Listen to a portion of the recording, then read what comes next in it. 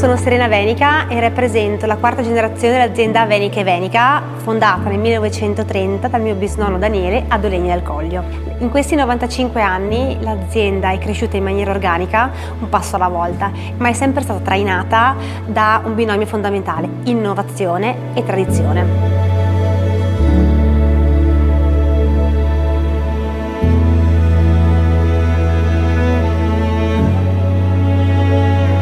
L'avvicinamento all'efficientamento energetico è un percorso consapevole, iniziato da Gianni, già agli inizi degli anni 2000, con piccole innovazioni, raggiungendo una prima tappa importante nel 2011 con il progetto VIVA del Ministero dell'Ambiente e della Sicurezza Energetica, che rappresenta lo standard pubblico per la misura ed il miglioramento delle prestazioni di sostenibilità delle aziende vitivinicole in Italia.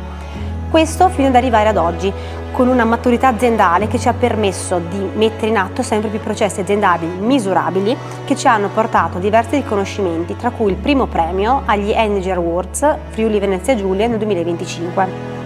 Diversi sono i miglioramenti all'efficientamento energetico fatti negli anni, dove tra i più significativi troviamo impianti di raffreddamento delle vasche, caldaie a cippato con l'utilizzo di legna di recupero dei nostri boschi, macchine elettriche di supporto alle attività logistiche, 2 impianti di pannelli fotovoltaici che producono circa 150 kW picco e l'utilizzo di macchinari di impianti verticalmente integrati, meno energivori, nelle fasi di produzione e logistica.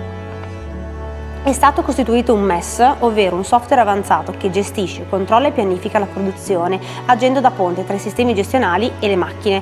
Questo per l'ottimizzazione dei processi in 4.0 di filtraggio, imbottigliamenti ed etichettatura, che ci permette un monitoraggio costante dei processi, andando a ottimizzare l'utilizzo delle risorse e la diminuzione degli sprechi, oltre alla prevenzione di rotture, mettendo in atto manutenzioni mirate.